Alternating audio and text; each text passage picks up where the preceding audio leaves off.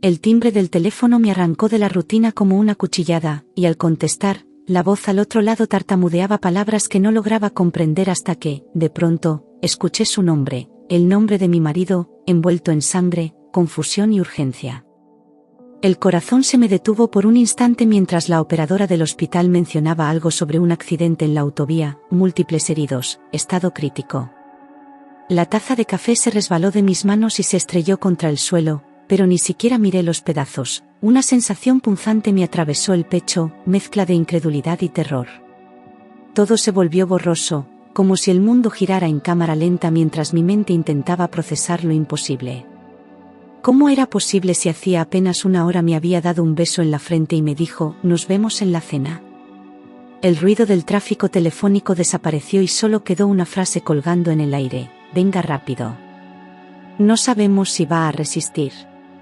Sentí que el suelo desaparecía bajo mis pies en el mismo instante en que colgué el teléfono, como si la gravedad hubiera dejado de funcionar solo para mí, todo lo que me rodeaba se volvió lejano, ajeno, irreal. Mis manos comenzaron a temblar con violencia, y cada intento por encontrar las llaves del coche se convertía en una lucha contra mis propios nervios, que parecían estar a punto de traicionarme. Abrí cajones, vacié bolsos, tiré al suelo el abrigo, todo en una desesperación ciega, como si los segundos pudieran decidir entre la vida o la muerte. El aire me faltaba, el pecho me dolía y no sabía si gritaba o si solo era mi mente colapsando en silencio. Lo único claro era el rostro de mi marido en mi cabeza, su sonrisa, su voz, su promesa de volver. Y mientras corría por el pasillo, llaves finalmente en mano, un solo pensamiento me taladraba el alma, no puede morir. No, hoy. No así. Conduje como una loca, con las manos apretadas al volante y el corazón golpeando el pecho como si quisiera salir, mientras el tráfico se volvía una pesadilla interminable de semáforos rojos y coches que no entendían mi urgencia. Tocaba el claxon sin parar, gritando a nadie, con los ojos empañados de lágrimas que apenas me dejaban ver el camino. Las imágenes de él, solo, herido, luchando por respirar, me asaltaban como cuchillas, y sentía que cada minuto robado al reloj podía ser el último. Las calles se desdibujaban y solo importaba una cosa: llegar al hospital antes de que fuera demasiado tarde. En cada curva, una súplica, en cada frenazo, un rezo desesperado. Al cruzar las puertas del hospital, un frío glacial me envolvió, no por la temperatura, sino por la atmósfera helada que lo cubría todo, olor a desinfectante, luces blancas, silencio clínico, como si la vida se detuviera ahí dentro. El mundo real quedó atrás y me encontré caminando por un pasillo interminable donde nadie corría, nadie gritaba, todo era contención y rutina, y yo era la única al borde del colapso. Cada paso retumbaba en mis oídos como un eco de lo que no quería escuchar. Los rostros que cruzaban conmigo parecían máscaras de piedra, ajenos a mi urgencia, y cada puerta cerrada era una amenaza invisible. Mi marido estaba allí, en algún lugar tras una de esas paredes. Corrí hasta admisión, pronunciando su nombre una y otra vez, como si eso bastara para que alguien me ofreciera respuestas, pero lo único que recibí fueron miradas perdidas, dedos revisando pantallas, negativas vacías.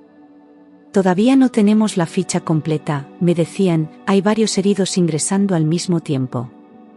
La falta de información me enloquecía, porque yo no necesitaba burocracia, necesitaba saber si estaba vivo, si hablaba, si me recordaba. Cada segundo era una tortura y nadie parecía entender que el hombre al que amaba podía estar muriendo en ese mismo instante. Grité su nombre más fuerte, esperando que mi voz lo alcanzara donde fuera que estuviera. Una enfermera joven, de rostro pálido y mirada tensa, se me acercó cuando nadie más parecía prestarme atención. Sus ojos evitaban los míos, pero su mano temblorosa buscó la mía y susurró algo que me congeló por completo. Por favor, no entre todavía, dijo, con la voz quebrada por el miedo, como si lo que estuviera a punto de decirme pudiera ponerla en peligro.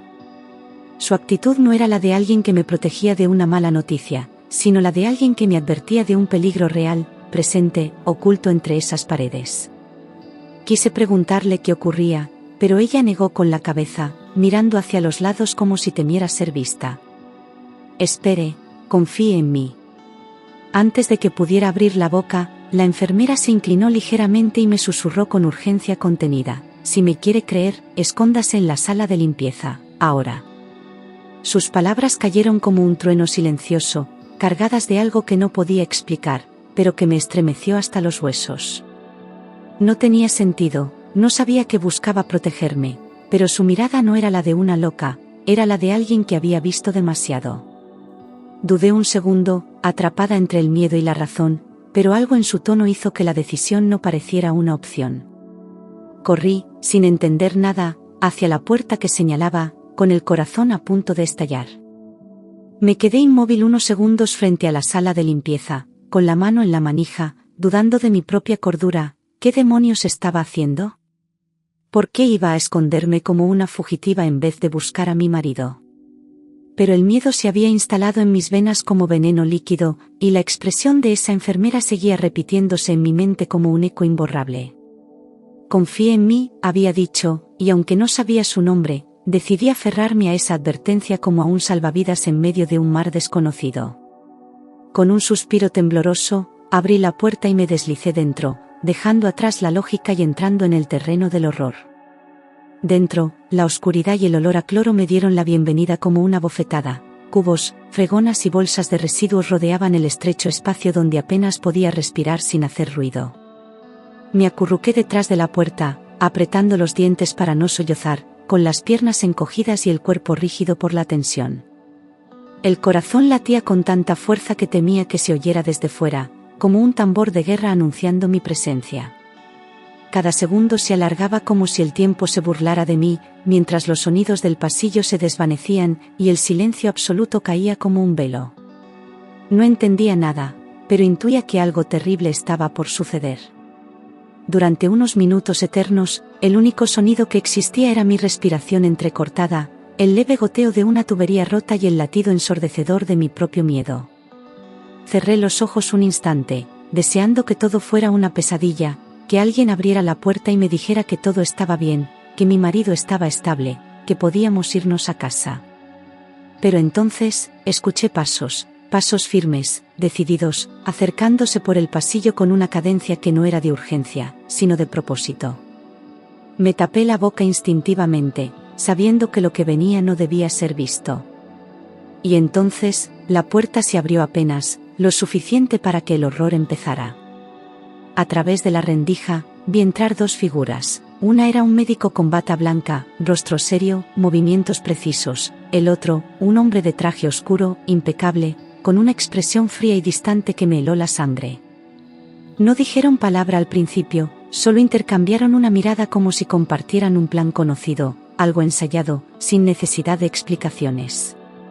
El del traje sacó algo del bolsillo interior, un sobre grueso, doblado, y lo sostuvo con firmeza mientras el médico se acercaba a la cama que apenas podía distinguir desde mi escondite. El silencio entre ellos era más aterrador que cualquier conversación. Y entonces, el del traje habló. «Está todo listo», dijo con voz neutra, sin emoción alguna, como si hablara de un trámite bancario y no de una vida humana. El médico asintió en silencio, mientras el hombre dejaba el sobre una bandeja metálica que tintineó apenas, marcando el inicio de algo que no debía estar ocurriendo. «No habrá testigos», agregó, mientras el médico sacaba una pequeña ampolla de su bolsillo y la observaba a contraluz como si verificara su contenido.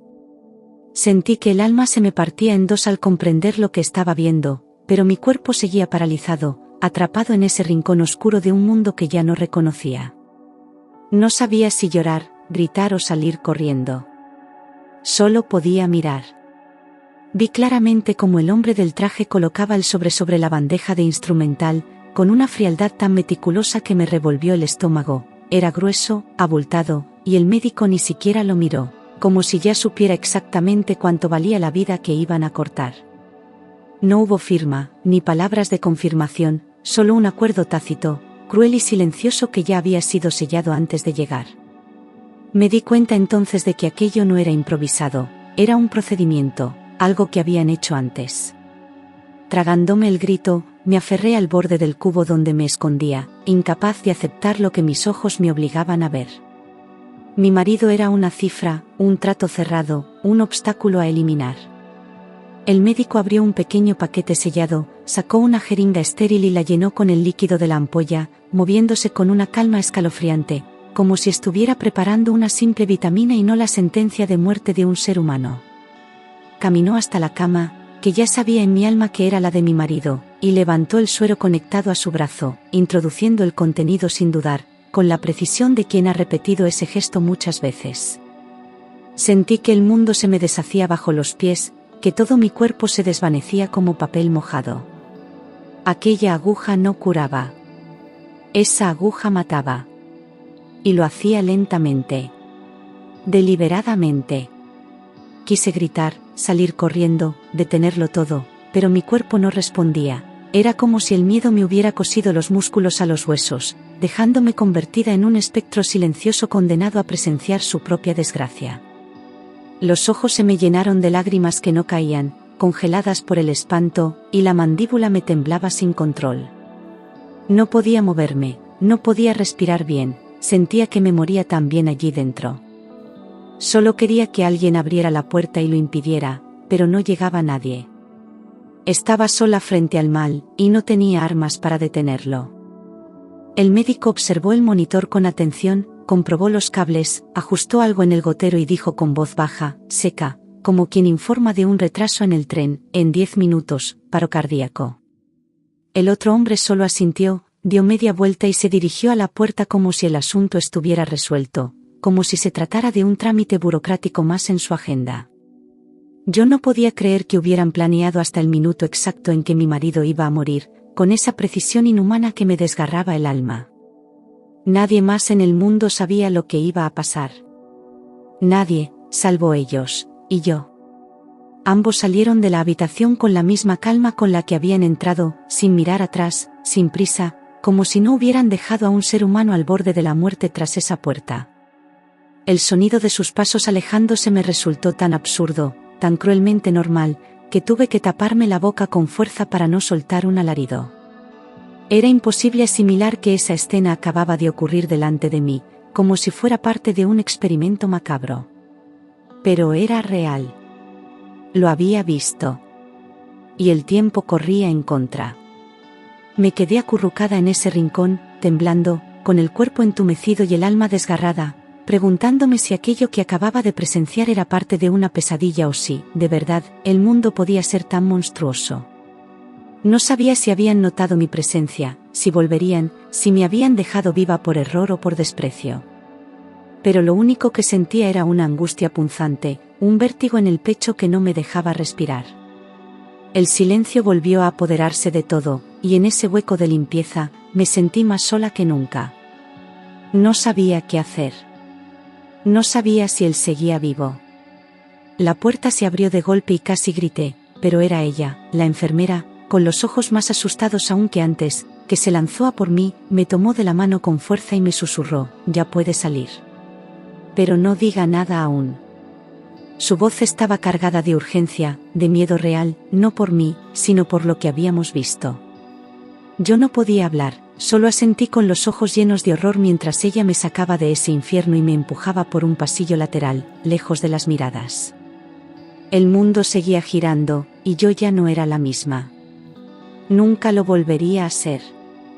Entré en la habitación corriendo, con la esperanza absurda de detener lo inevitable, pero lo que vi me golpeó como una ola de hielo. La línea del monitor era recta, inmutable, fría, sin vida. No había pitido, no había movimiento, solo esa maldita línea blanca atravesando la pantalla, anunciando que ya no quedaba nada. Corrí hasta la cama, tomé su mano, aún tibia, y lo llamé por su nombre una y otra vez, como si eso pudiera traerlo de vuelta. Nadie me detuvo. Nadie me consoló. Solo yo, y el sonido eterno del silencio. Grité su nombre con tanta fuerza que sentí como se me rompía la garganta, mientras mis piernas cedían y caía de rodillas junto a la cama, aferrada a su cuerpo como si pudiera retenerlo con mis propias manos. Una enfermera entró, seguida de un guardia de seguridad, pero no me moví. Lloraba sin consuelo, sin pudor, sin voz. El guardia me levantó con suavidad, como si supiera que no había nada que pudiera hacer para calmarme. Me sacaron de la habitación y, al cruzar la puerta, dejé escapar un susurro desgarrador: lo mataron. Horas después, ya en una sala pequeña con olor a papel viejo y desinfectante barato, un médico me miró sin emoción y pronunció la frase que aún hoy me despierta por las noches: fallo cardíaco inesperado. Me dio un sobre con el informe y me ofreció su pésame con una cortesía tan vacía que sentí náuseas. No mencionó nada fuera de lo común, todo sonaba clínico, limpio, correcto. Pero yo sabía. Lo había visto. Y aunque mi mundo se caía a pedazos, una certeza me mantenía en pie: lo que pasó en esa habitación no fue natural. Fue asesinato. Los días siguientes fueron un infierno silencioso. Cada vez que intentaba hablar con alguien del hospital, las miradas se desviaban, las voces bajaban de tono y las respuestas se llenaban de excusas. Nadie quería explicaciones, nadie mencionaba su nombre, como si de pronto se hubiera convertido en un tema prohibido. Sentía que todos sabían algo que yo no, que caminaba entre cómplices disfrazados de profesionales. Cada pasillo, cada bata blanca, cada sonrisa ensayada me parecían una amenaza. Fue entonces cuando comprendí que la verdad no estaba en los informes, sino en los silencios. Una tarde, mientras recogía los documentos de defunción, la enfermera que me había ayudado apareció a mi lado, pálida, con los ojos rojos de no dormir. No dijo nada al principio, solo me tomó del brazo con delicadeza, y en un susurro casi inaudible murmuró: lo siento. Ese simple gesto, esa voz rota, me confirmó lo que temía: ella también sabía que lo de mi marido no había sido un accidente. Quise abrazarla, pero ella retrocedió, mirando hacia los pasillos con miedo. No aquí, dijo. Nos pueden ver. Esa misma noche nos encontramos en un pequeño café lejos del hospital, donde el ruido de las tazas servía de cobertura para nuestra conversación clandestina. La enfermera me confesó, con las manos temblando, que había visto cosas parecidas antes, pero nunca tan descaradas, nunca con tanta impunidad. Me explicó que algunos pacientes ingresaban estables y morían sin causa aparente, siempre en la misma unidad, siempre bajo las mismas manos. Su voz se quebraba al hablar, como si cada palabra la acercara al peligro. Lo que mató a su marido no fue el accidente, fue el dinero, dijo al final, mirando hacia la puerta. Me contó que, cada pocas semanas, hombres con traje llegaban al hospital a distintas horas, siempre con sobres parecidos al que yo había visto, y que tras esas visitas, alguien moría. Nadie preguntaba nada, todos fingían no ver, porque los que se atrevían a hablar desaparecían de un día para otro. El miedo era el verdadero jefe de aquel lugar. Entendí que el dinero compraba silencios, muertes y conciencias con una facilidad escalofriante. La enfermera lo resumió en una frase que aún resuena en mi cabeza: aquí, la vida tiene tarifa. Le pregunté por qué no lo denunciaba, por qué nadie grababa, por qué todos callaban ante algo tan monstruoso, y su respuesta fue tan simple como devastadora: porque aquí, quien habla, desaparece. Su voz tembló, pero sus ojos no mentían. Me confesó que ya había perdido una compañera que intentó hacerlo, una enfermera que nunca volvió al trabajo y cuyo expediente fue borrado del sistema. Me di cuenta de que, aunque tenía terror, también sentía culpa, y esa mezcla la estaba consumiendo. Esa noche, al despedirnos, le prometí que haríamos justicia, aunque no sabía cómo. No dormí. Pasé la noche entera mirando el techo, repasando una y otra vez las imágenes del hospital, el sobre, la jeringa, el rostro del médico. Al amanecer, supe que no podía quedarme callada, que si lo hacía, su muerte sería en vano. No era solo por él, era por todos los que habían muerto sin razón y por los que aún morirían si nadie intervenía. Decidí reunir pruebas, sin importar el riesgo. A partir de ese momento, mi dolor se transformó en fuego, y el fuego en propósito. Empecé por el principio, fui al hospital fingiendo necesitar más copias del expediente, pero en realidad buscaba inconsistencias, algo que no cuadrara. Revisé los papeles una y otra vez, y lo que encontré me heló la sangre: fechas alteradas, firmas duplicadas, notas añadidas en tinta distinta. Era como si alguien hubiera reescrito su historia médica después del fallecimiento. Guardé cada documento como si fuera oro, sabiendo que eran las primeras piezas del rompecabezas. Ya no tenía miedo. Tenía pruebas. En el informe oficial, constaba que mi marido había sufrido daño cerebral irreversible, un diagnóstico imposible porque nunca se le practicó la prueba que lo confirmara. El documento parecía redactado antes incluso de su muerte, como si ya supieran lo que iba a pasar. Sentí rabia, una rabia tan pura que me hizo temblar las manos.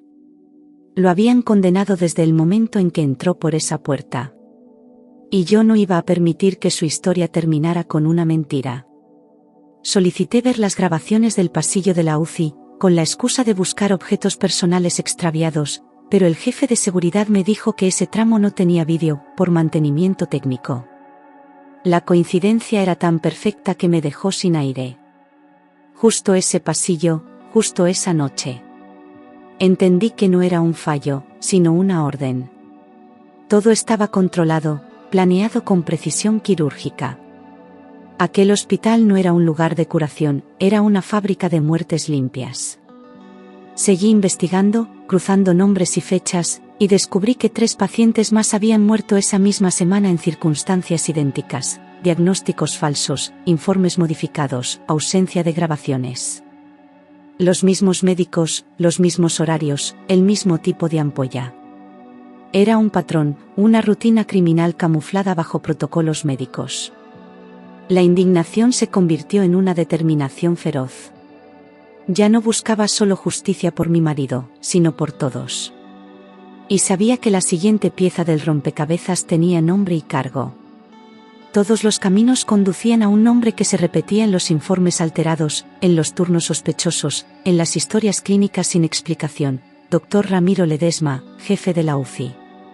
Era intocable, respetado, condecorado incluso, el tipo de médico que salía en entrevistas sobre innovación médica. Pero en los registros internos, su firma aparecía siempre en los casos más turbios.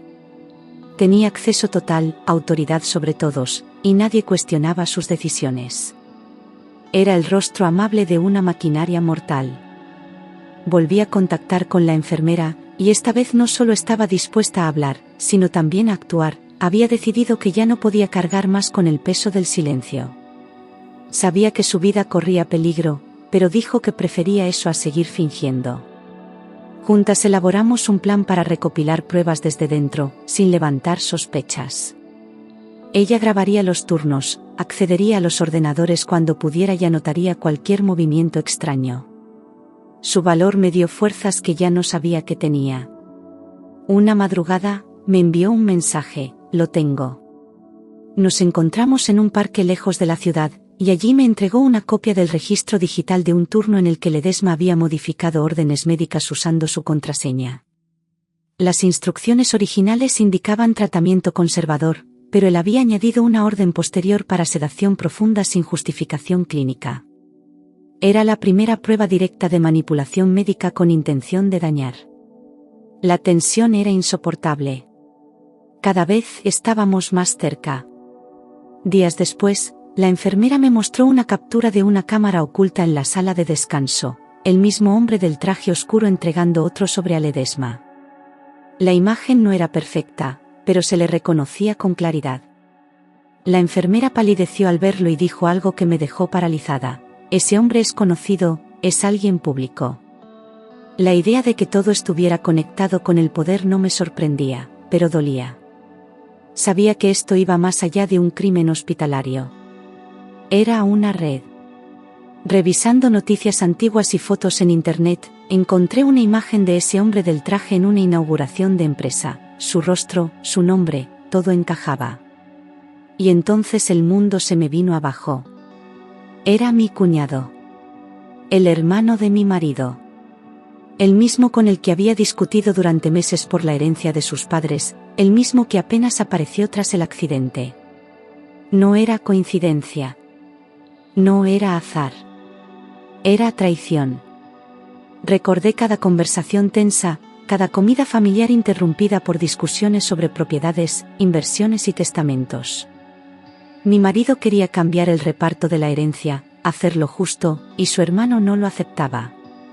Aquella semana iban a reunirse con el notario. Todo tenía sentido ahora: el accidente, el ingreso en el hospital, la muerte clínica sin explicación.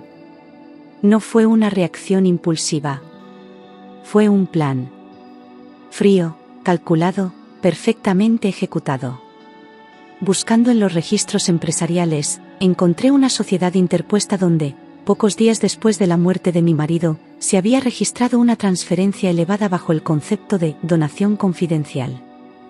El beneficiario era el médico Ledesma. El remitente, una empresa vinculada a mi cuñado. Era la prueba que faltaba, la conexión entre el dinero y el crimen. No era una simple sospecha. Era corrupción con nombre, apellidos y cifras. La verdad me golpeó con más fuerza que el propio día del accidente. Mi marido no murió por un fallo, ni por el azar, ni por una desgracia médica. Fue asesinado. Por ambición. Por un hermano capaz de convertir la sangre en moneda y la muerte en solución. Todo fue planeado desde el principio: el sabotaje del coche, el ingreso dirigido al hospital correcto, el horario exacto, la jeringa final. Y yo, fui la única testigo.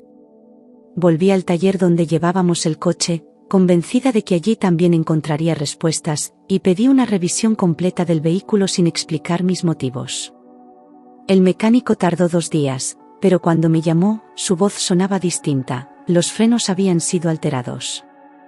Alguien había cortado el sistema de forma tan precisa que parecía obra de un profesional. Era una trampa mortal disfrazada de avería. Lo que antes era sospecha, ahora era certeza absoluta. Ya no había dudas, mi cuñado lo había planeado todo con una frialdad que me helaba las venas. Sabía cómo provocarle el accidente, a qué hospital llevarlo, a qué médico pagar, y cuándo aplicar la dosis letal. Cada paso había sido estudiado con detalle. La única variable que no pudo prever, fui yo. Fui el error en su ecuación perfecta. Y ahora, tenía en mis manos las piezas para destruir su imperio de mentiras. Revisando los papeles de casa, encontré la carpeta con los borradores del Nuevo Testamento que mi marido pensaba firmar esa misma semana. En él, modificaba el reparto y limitaba el acceso de su hermano a la herencia. No era una suposición, era una amenaza directa a los planes de quien lo traicionó. El documento tenía fecha, citas anotadas y una última frase escrita de su puño y letra: hay que dejar todo claro cuanto antes. Ese papel no valía en un juzgado, pero decía todo. Mi marido estaba a punto de cerrarle el camino, y lo silenciaron antes. Fui al despacho del notario donde se firmaría la modificación, y tras insistir, logré que una secretaria me atendiera en privado. Allí descubrí que el cuñado había presionado para retrasar la cita bajo pretextos legales. Sabía que si el testamento se firmaba, perdía millones. Movió sus piezas justo a tiempo para frenar el proceso y dejar vigente el documento anterior, donde él seguía como heredero principal. Era un maestro de la manipulación legal. Cada paso suyo era cálculo, no impulso.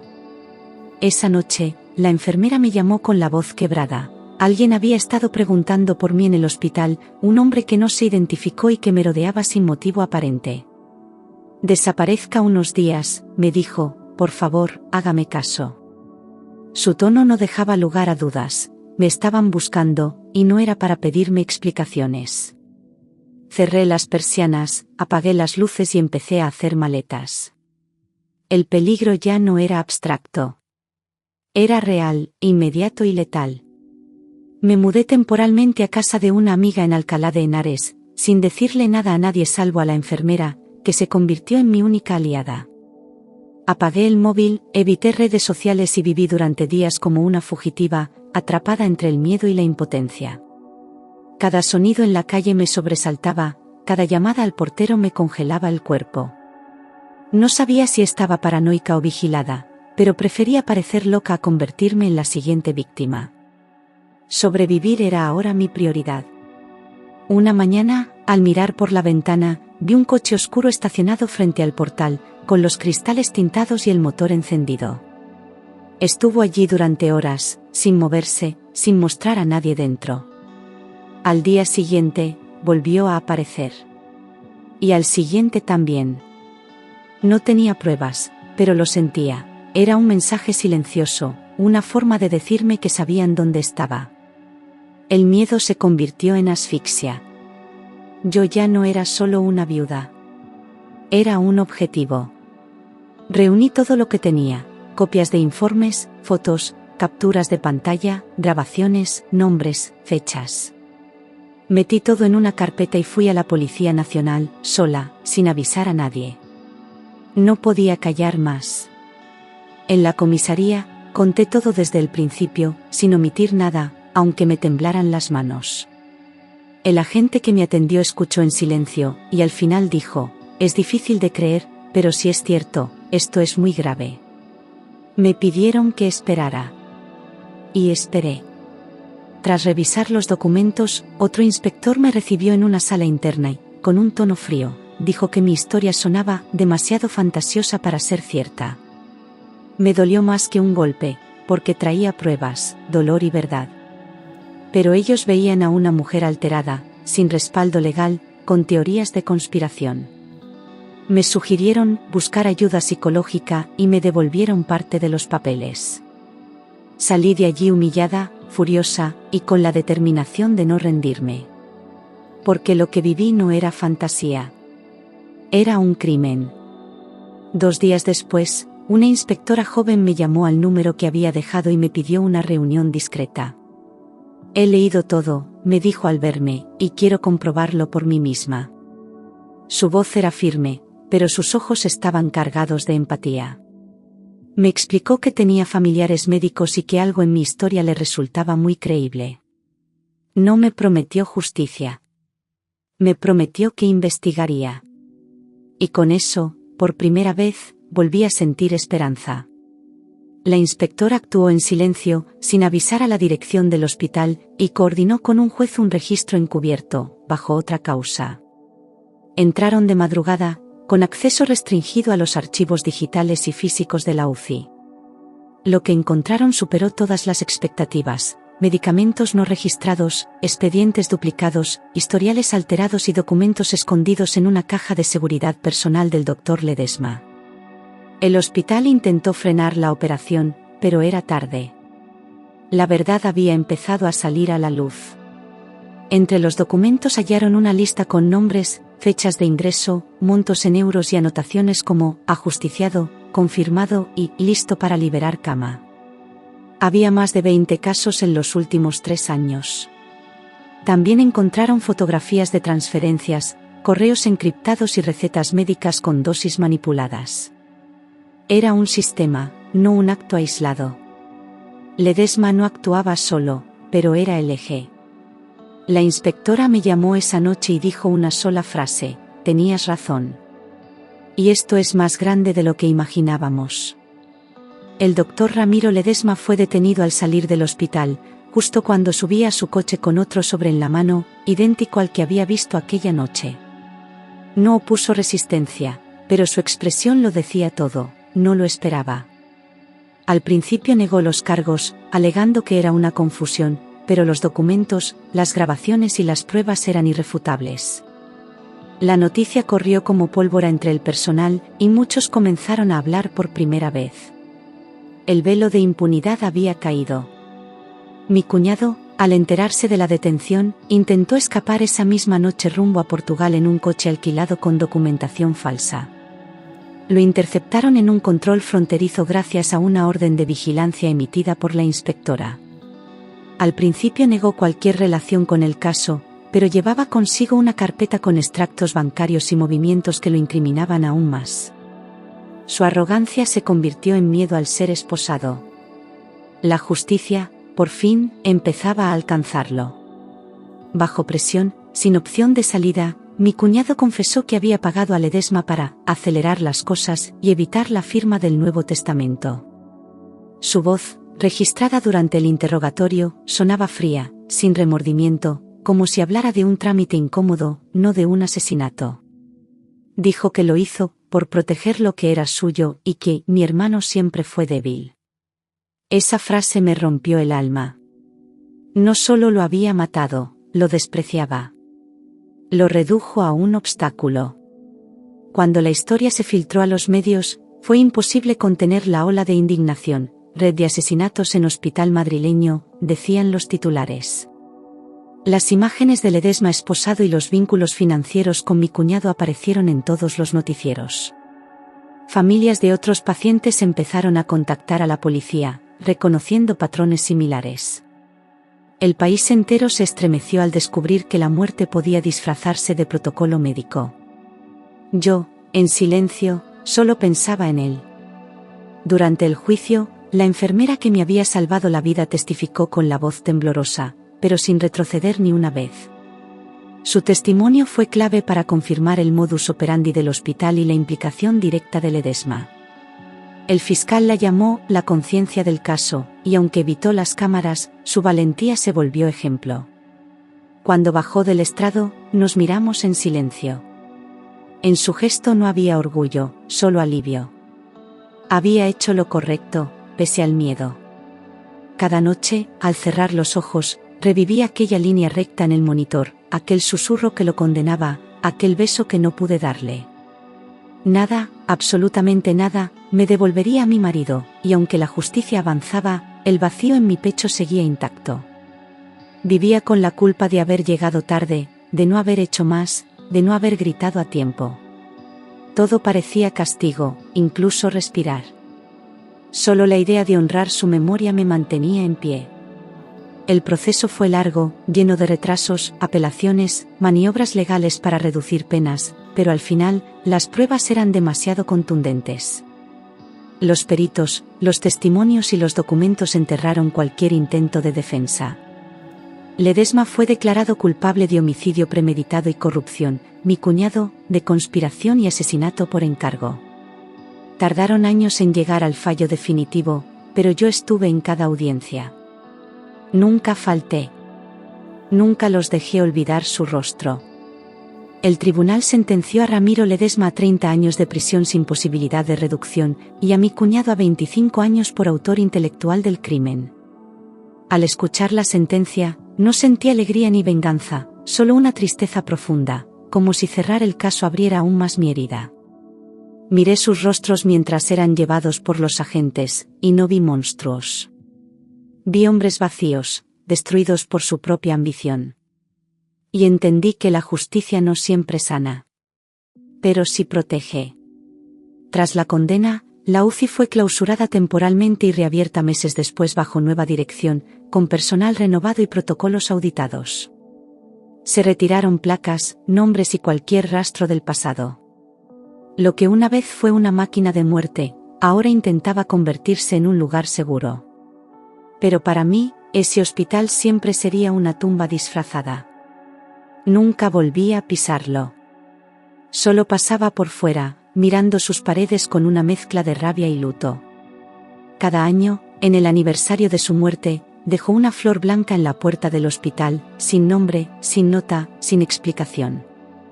Es mi forma de recordarle, de no permitir que el tiempo entierre su historia en el olvido.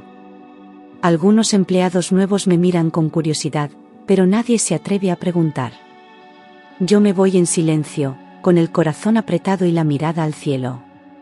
Allí donde él esté, sabe que no lo dejé morir en vano. A veces nos vemos en un banco cerca del parque donde empezó nuestra alianza silenciosa, no hablamos del juicio, ni del hospital, ni de los muertos. Compartimos un café y unos minutos de silencio, como si nuestras miradas recordaran todo lo que vivimos sin necesidad de palabras. Ella volvió a trabajar, pero en otro centro, lejos del horror, y yo encontré en su compañía un refugio inesperado. No somos amigas en el sentido clásico. Somos dos sobrevivientes que se reconocen. Hay noches en las que sueño con la voz del médico susurrando, en 10 minutos, paro cardíaco, y despierto empapada en sudor, con el pecho a punto de estallar. Ese sonido se quedó grabado en lo más profundo de mi mente, como una herida que nunca cierra. A veces siento que sigo allí, escondida entre cubos y olor a cloro, viendo cómo se le escapaba la vida. El tiempo no borra esas imágenes. Solo las acomoda en rincones oscuros del alma. Aprendí que la verdad puede esconderse detrás de una bata blanca, de una sonrisa falsa, de un protocolo bien escrito. Y también que una sola voz, incluso temblorosa, puede encender un incendio que lo cambie todo. No me considero valiente, solo fui una mujer rota que no quiso callar. Y esa decisión lo fue todo. Porque al final, cuando la justicia se impone, aunque tarde, el amor no muere. Resiste. Encontré una carta que él había empezado a escribirme, guardada en su portátil sin título ni fecha. Hablaba de nosotros, de sus planes, de cómo quería que volviéramos a viajar como antes. Leía cada línea como si fuera una despedida escrita desde otro mundo. Nunca la terminó. Pero cada palabra me sostuvo cuando ya no quedaba nada. A veces la releo, y me convenzo de que aún me habla desde algún lugar. Mi cuñado intentó borrar el apellido de mi marido de una de las propiedades familiares, como si al eliminar su nombre, pudiera deshacerse del crimen. Pero luché en los tribunales, y no solo lo recuperé, logré que se instalara una placa conmemorativa en la finca. Aquí vivió un hombre justo, silenciado por la codicia. Nadie que pase por allí lo olvida. Su nombre está de vuelta. Limpio. Intacto. Con la indemnización judicial, creé una pequeña fundación en su nombre, dedicada a ayudar a familias que han sufrido negligencias médicas o crímenes encubiertos. No es grande, pero ha evitado silencios peligrosos y ha protegido a otros que estaban al borde de rendirse. Cada caso que ayudamos es una forma de mantenerlo vivo. Su muerte paró un corazón, pero encendió otros. No se fue en vano. Un día, una mujer mayor me tocó el hombro en la puerta del hospital y me dijo en voz baja, «Gracias. Mi hijo también murió allí. Pero ahora entiendo por qué». Se fue sin más. Esa frase me acompañó durante semanas. No sabía su nombre, ni el del hijo, pero entendí que las verdades ocultas no desaparecen, solo esperan ser nombradas. Y cuando lo son, sanan. En mi mesilla de noche, sigue la misma foto, él y yo en la playa, riendo con el viento en la cara, sin saber que un día todo cambiaría. La he llevado conmigo en cada mudanza, cada batalla legal, cada noche de llanto. No está enmarcada. No está editada. Es real. Como todo lo que vivimos. Y mientras la conserve, él seguirá existiendo en mi mundo. A veces, cuando hablo con otras víctimas, me preguntan cómo hice para no rendirme. No tengo una respuesta clara. Tal vez porque lo amaba demasiado. Tal vez porque alguien tenía que hacerlo. Lo único que sé es que esa herida abierta se transformó en mi voz. Y con ella, no solo conté su historia. También salvé otras. Ahora, al mirar hacia atrás, no pienso en su muerte, sino en lo que su vida me enseñó, a no aceptar lo inaceptable, a mirar más allá de lo aparente, a pelear incluso cuando tiemblan las piernas. Su ausencia ya no me paraliza. Me guía. Porque el verdadero final no fue el que ellos escribieron con jeringas y sobres. El verdadero final lo escribí yo, con verdad, con memoria y con amor.